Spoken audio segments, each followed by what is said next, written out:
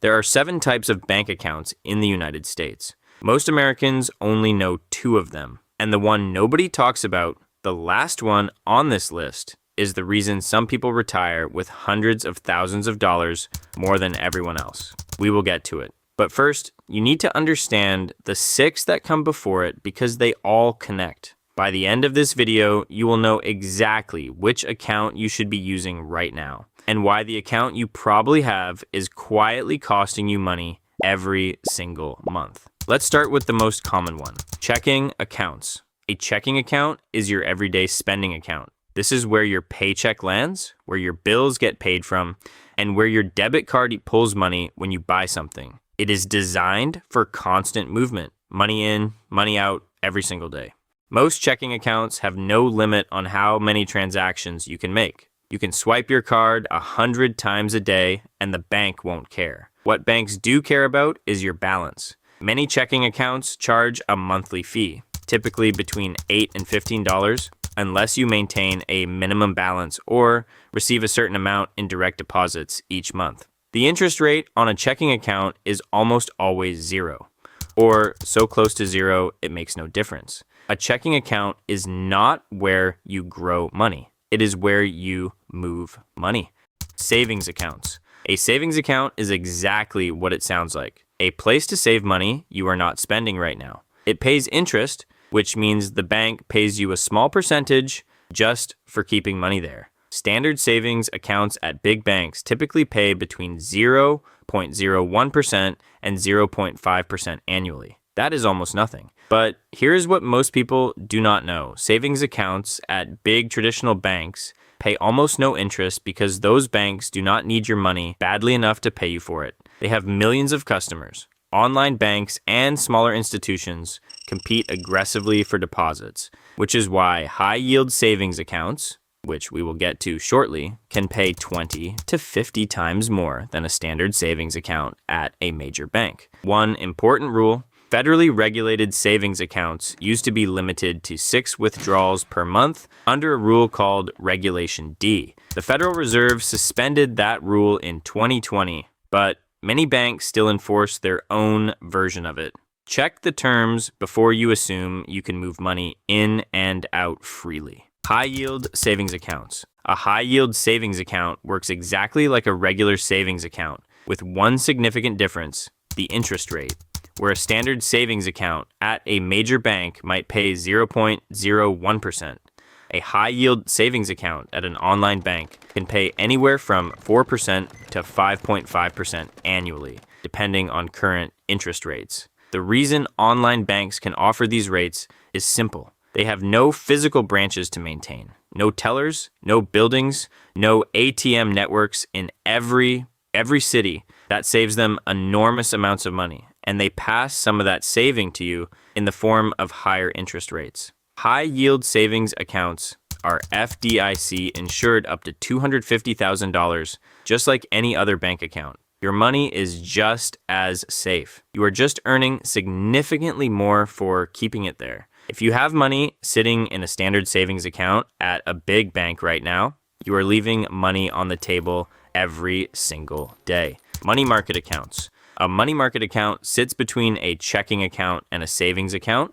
It pays more interest than a standard checking account, typically similar to or slightly higher than a savings account, but it also gives you some of the flexibility of a checking account, including a debit card and check writing ability at most banks.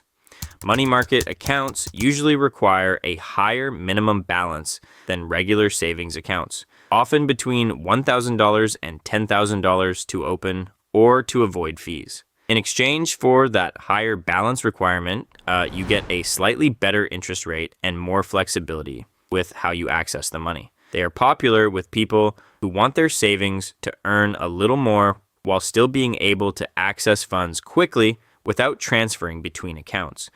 Certificates of deposit. A certificate of deposit, CD, is an agreement between you and the bank. You give the bank a fixed amount of money for a fixed period of time, and in exchange, the bank pays you a guaranteed interest rate that is typically higher than any savings account. CD terms range from 1 month to 5 years or longer. The longer you commit to leaving the money with the bank, the higher the rate they offer. A 12-month CD might pay 4.5%, while a 5-year CD might pay 5% or more, depending on the market. The catch is the penalty. If you withdraw your money before the term ends, the bank charges an early withdrawal penalty, usually between 60 and 150 days of interest, depending on the bank and the term length. This makes CDs suitable for money you genuinely do not need access to for a defined period.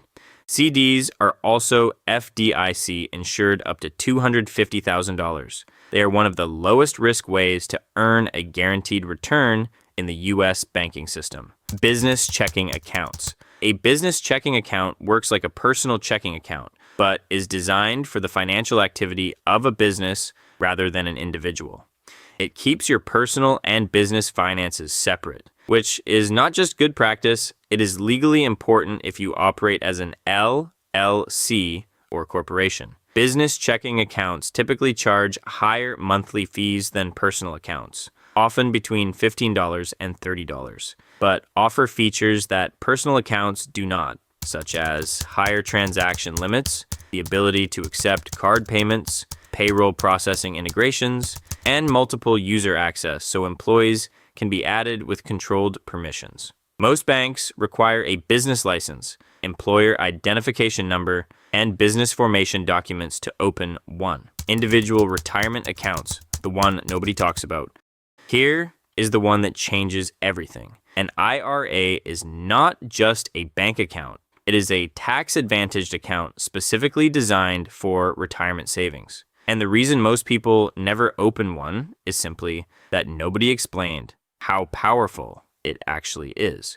There are two main types. A traditional IRA lets you contribute pre-tax dollars, meaning you reduce your taxable income today and pay taxes only when you withdraw the money in retirement. A Roth IRA works in reverse. You contribute after tax dollars now, but your withdrawals in retirement are completely tax-free. Every dollar of growth, every dollar of interest, every dollar of investment return, tax-free. In 2025, you can contribute up to $7,000 per year to an IRA, or $8,000 if you are over 50. Here is what that actually means in real numbers. If you open a Roth IRA at 25 and contribute $7,000 per year until you retire at 65, and that money grows at an average of 7% annually, a conservative estimate based on historical stock market returns, you will have approximately $1.4 million in retirement.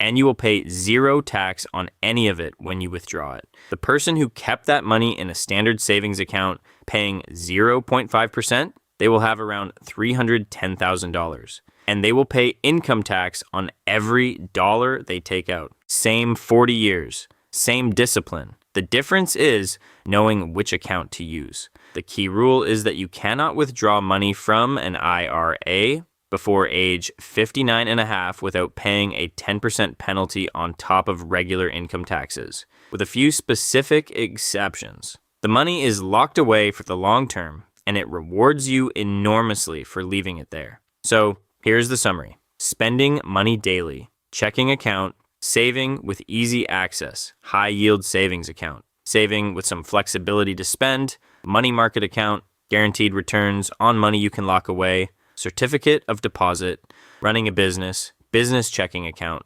building wealth for retirement, IRA, and start as early as you possibly can. The U.S. banking system gives you tools for every financial situation. Most people only ever use one or two of them and wonder why their money never seems to grow. Now you know why, and now you know what to do about it. Thanks for watching. I'll see you in the next video.